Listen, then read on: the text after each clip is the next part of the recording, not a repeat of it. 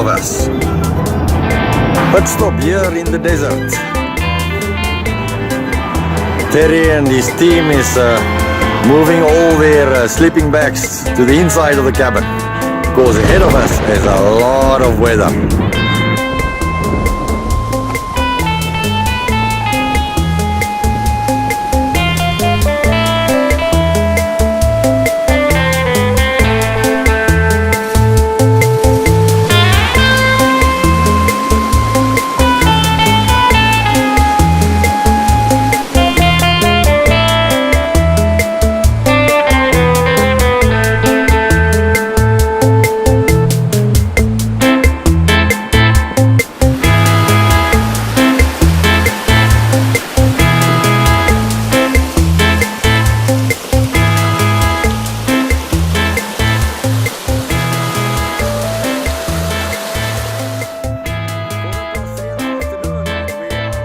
Right after the summer break, weather got cool and it was time for our weekend desert drives. We all got a mail that the following weekend we are heading out to Wadi Al Deesha. But unfortunately, the weather forecast notified of a heavy weather up north. There was a change in plan. The place was changed to Waba Crater. As usual, we all got together to meet at the Holiday Inn Signal, and Dennis was marshalling all the troops. Now the situation has changed and it's going to be raining, so we are going to Waba Crater, is what Dennis said. He came asking around everyone, where would you like to go? Unanimously it was Wadi Al Deesha. Heading towards Umluj and Alwaj, we could see the weather gods ready to accord a warm reception. We could see amazing thunderstorms and lightning on the way. The rain started drumming very hard and the visibility narrowed down to zero, so we had to stop. After a slow start, we started heading towards Alwaj and we could see the rains had already taken the toll. The roads were inundated with water and it was a struggle to navigate this dangerous deluge. As the weather cleared and the sun god smiled, we got on to our drive towards Wadi Al Deesha. We reached the usual stop at the top of the mountainside, which gives a breathtaking view of the valley below. Each of us had our share of selfies, photographs and videos. We could also call this as the Grand Canyon of the Middle East. Down the mountainside, we headed to Deesha, and as luck would have it, the rains had again played the cards very well. We approached to cross the heavily flooded section of the road, and we were asked to head back and take a diversion towards Deesha, which eventually slowed us down by 2 hours. Heading on the way, we could see lot of stones and gravel washed onto the road, and many places we encountered knee-deep water. But we moved on without any hitches and made it to the top of the wadi.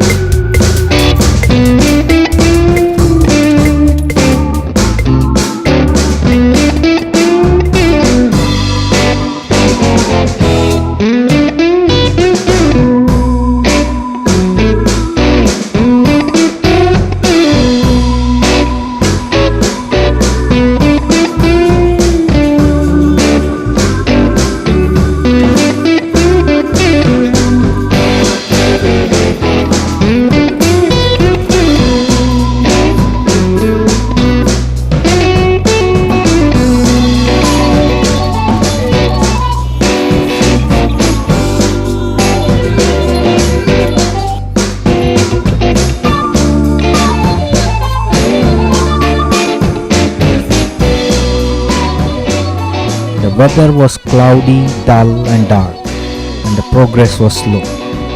But this did not deter us from moving ahead.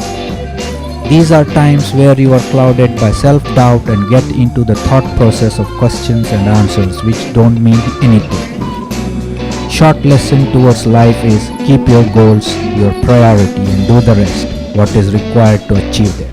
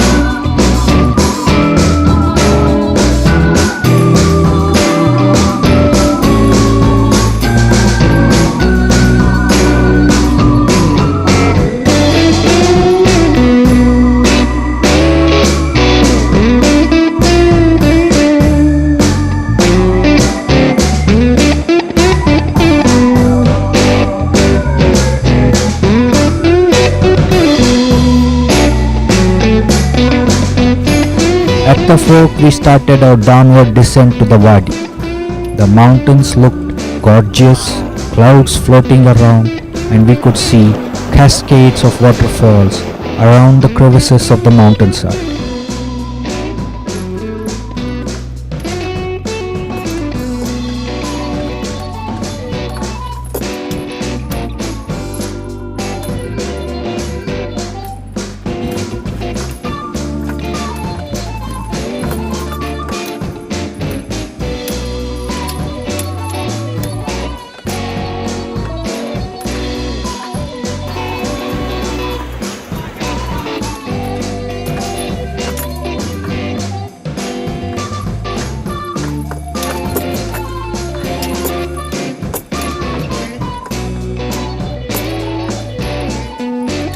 As we entered the off-road section into the Wadi, we could see a river of water flowing, and we had to cross this to get into the campsite.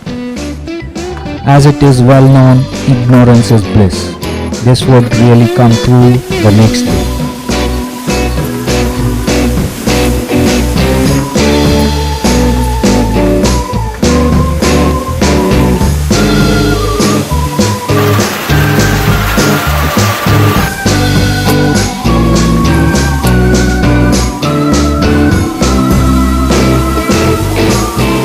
The seasoned campaigner Dennis navigated all these waters and took us safely to the campsite. It was 6 o'clock in the evening and the clouds had cleared and the stars were twinkling. All of us got into business, each one doing his bit, setting up tents, some putting up their dinner table and some others taking a break of coffee and tea. The trip was very hectic and tiring. We could see the night was still young and decided to make the best of it. The temperature was quite cold and climbing down to 12 degrees. Our Saudi friend Osama had his family and he was going to cook kabza for all of them. Sushma was sweet enough to cook everyone some delicious biryani. Tanmay, as usual, had her fare fixed. She is cooking dal and rice.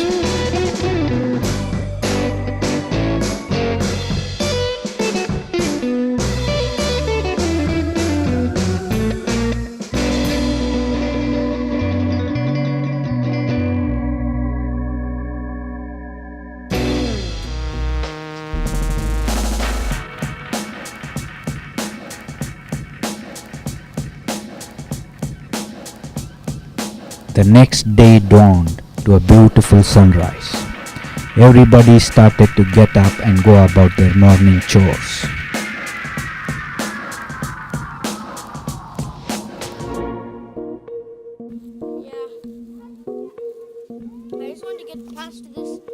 Our South African duo of Louis and Van were busy getting ready for the day, putting the right makeup. Now for lipstick. Osama got busy making breakfast for his family. Tanmay was getting her vegetarian snack ready. In the meantime, Mahua was doing some artwork at the rocks, and she came up with very interesting petroglyphs drawn with charcoal.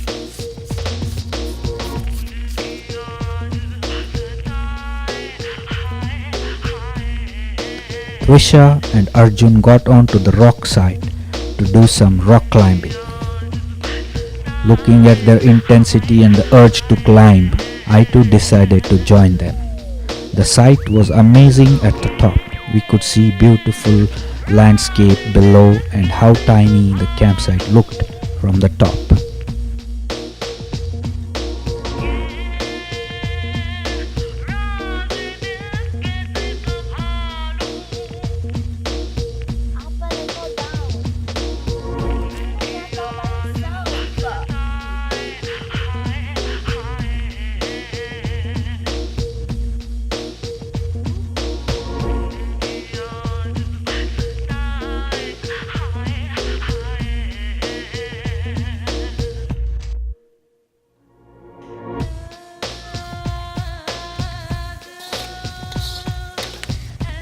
Everybody had their share of thrills and spills, and it was time to move on.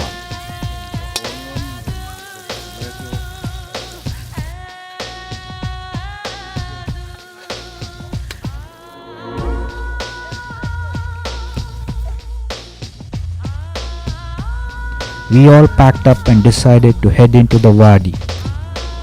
The water had subsided and the progress was smooth.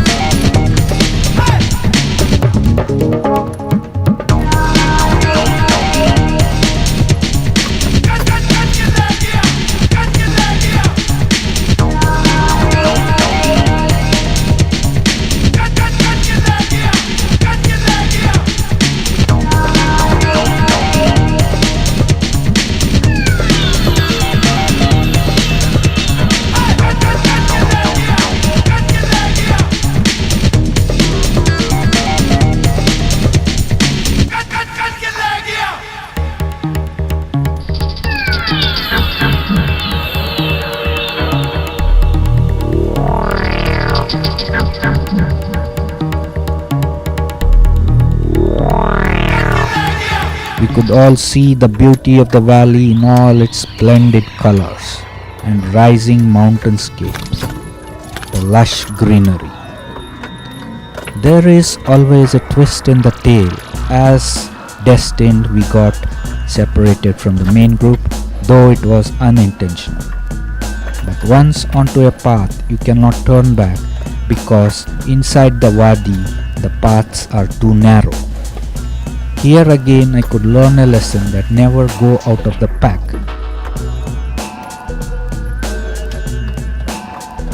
The decision was made and we could not turn back. So we headed up. Till now I thought I could not make it on my own.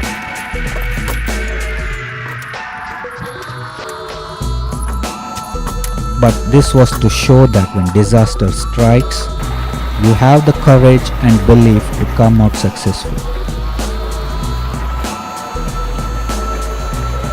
With a prayer on my lips and family by my side, I drove on to reach the exit. On the flip side, the team was heading out smoothly. But one of the cars got terribly stuck in the water. They had a tough time to negotiate the treacherous rocks and come out safely. Seeing this whole episode of rescue and recovery, the local folks helping out with their 4x4 Toyota Quarters strengthens the belief in mankind. No matter who it is, when help is needed, there are always people around to help you. Have faith in mankind, not the fake stories around. The floods in the Wadi had wreaked disaster. We could see a lot of vehicles washed away and destroyed. Here I would like to go back to the previous day where I said ignorance is bliss.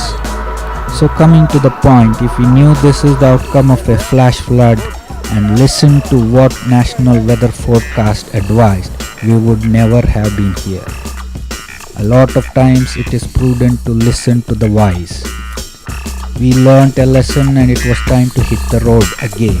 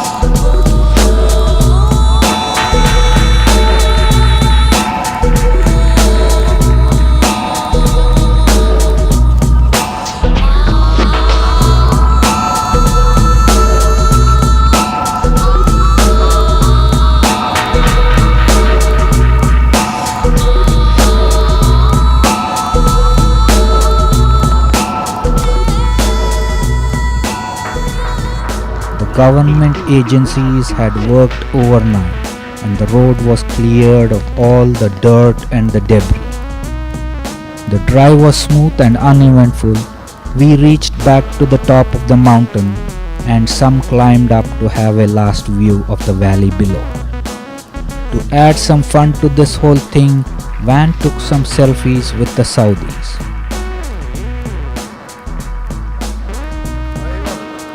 We decided to play a game of rolling the ball downhill to keep ourselves humid. And eventually we started heading home. This particular trip to Wadi Deesha was a momentous occasion in our lives.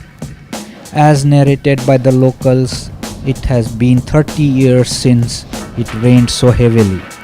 And to document this on this eventful journey, it has been a great pleasure and a learning experience.